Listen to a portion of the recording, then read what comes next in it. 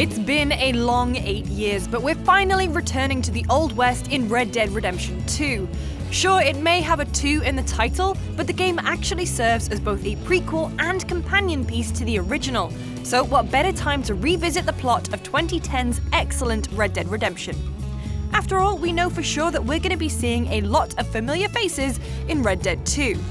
Before we get into the recap, if you're itching for more gunslinging action, make sure to check back every Friday here on GameSpot for our new show Quickdraw, where we'll be riding out to explore the vast world of Red Dead Redemption 2. 1911 and America is undergoing huge changes. The wild frontiers are being tamed by new technologies and the burgeoning ideals of civilization, while the outlaws that once roamed free are slowly being snuffed out, one by one. And in Red Dead Redemption, we played as a character whose story truly embodied those changing times. Hello, old friend. After his parents died, John Marston grew up under the care of Dutch Vanderlyn, a gang leader who reveled in the cruelty and brutality of the Old West. Marston rode alongside Dutch for years, but he was gravely wounded during a botched robbery, and the gang, who he called family, left him behind to die. This acted as a wake-up call for John, so he took his wife Abigail, their young son Jack, and fellow gang member Uncle, no relation, to set up a ranch where they lived a quiet, honest life for 5 years.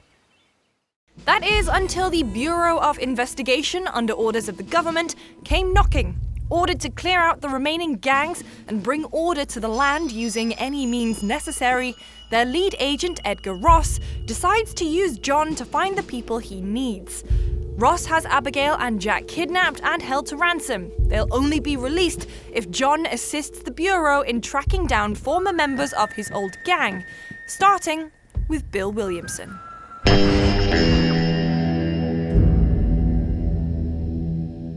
John and Bill frequently butted heads while riding together in Dutch's gang, so it doesn't take long for their reunion at Fort Mercer to go sour.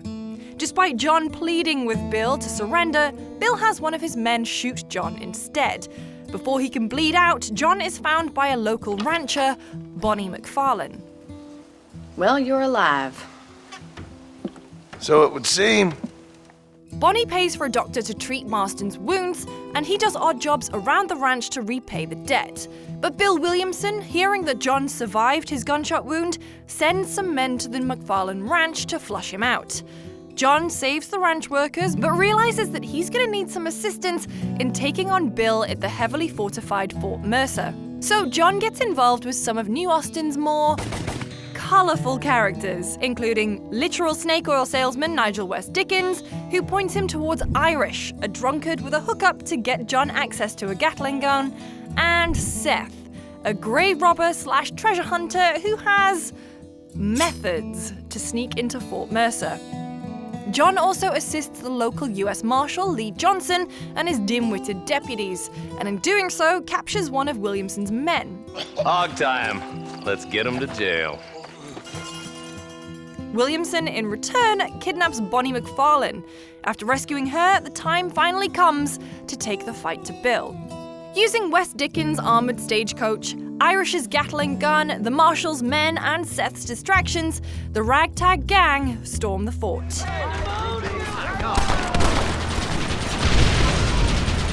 Only to find that Williamson isn't there and has fled to Mexico to seek aid from another ex-gang member. Javier Escuela. He's gone to see Javier Escuela.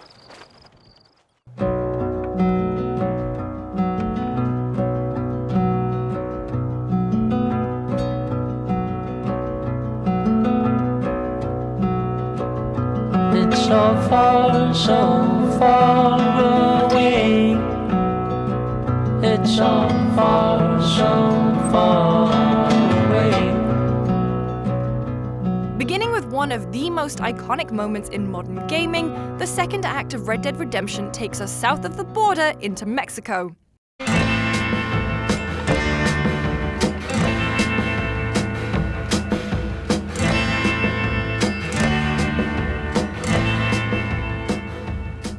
In order to gain information on Williamson and Escuela's whereabouts, Marston must help Colonel Allende and Captain DeSanta of the Mexican army as they struggle to quash a rebellion led by the charismatic and amorous man of the people, Abraham Reyes. My dear boy, don't be absurd. I'm going to be the next president of Mexico. But Marston isn't exactly loyal to the Mexican army. He's there for one reason and one reason only: to find Bill and Javier. So he ends up playing both sides, teaming up with not only Reyes and his paramour Luisa, but also legendary gunslinger Landon Ricketts, who, incidentally, would be a perfect character to explore more in Red Dead Redemption 2, especially as he was the lone survivor of a massacre in Blackwater in 1899. You know, the same year as Red Dead Redemption 2 is set. The game that starts with a huge incident in Blackwater. Anyway, Allende cottons on that John isn't necessarily in his corner and orders his execution. The rebels arrive in the nick of time to save John, and together they kill Captain DeSanta. They storm the army stronghold of El Presidio and capture Escuela before killing both Allende and John's mark, Bill Williamson.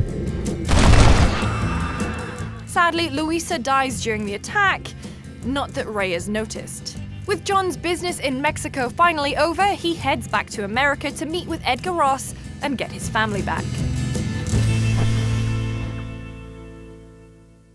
Well, it was never going to be that easy, was it? Ross refuses to release John's family until he tracks down and kills Dutch, who's making trouble after forming a new gang. Oh, it's nice to see you, John. Hello, Dutch.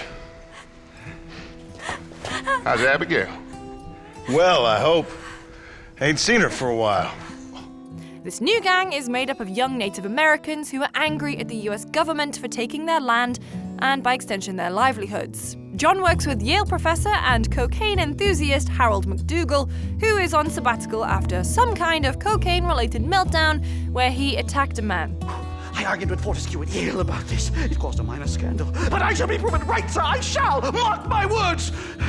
I shall show them all what civilization is all about. The Redskins and the nubs at Yale. Come, sir. I have a way to sate both our desires.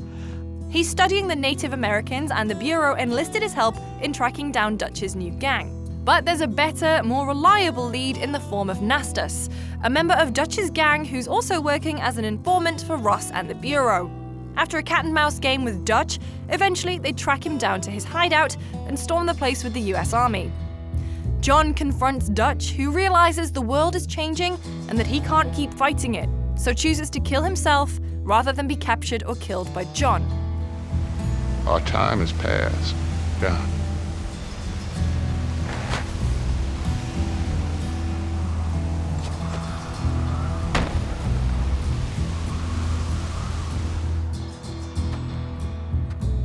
Believing that his journey is finally over, John eventually gets to go home and is reunited with his family. However, Ross doesn't keep his end of the promise. He brings members of the Bureau and the US Army to attack the Marston Ranch. Uncle is shot and killed. John makes sure that Abigail and Jack escape by horseback before sacrificing himself.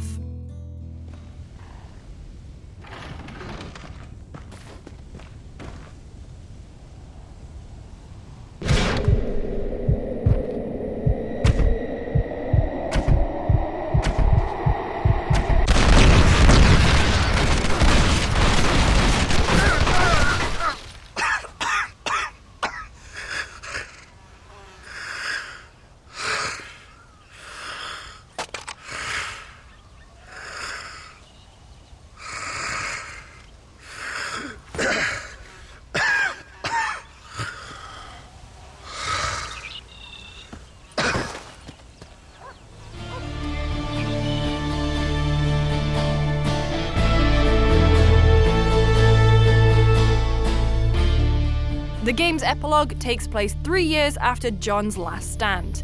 Abigail has also died, and Jack, now on his own, decides to exact his revenge on Ross. He tracks down the now retired agent who's living in a cabin near a lake with his wife. Jack confronts Ross and challenges him to a duel.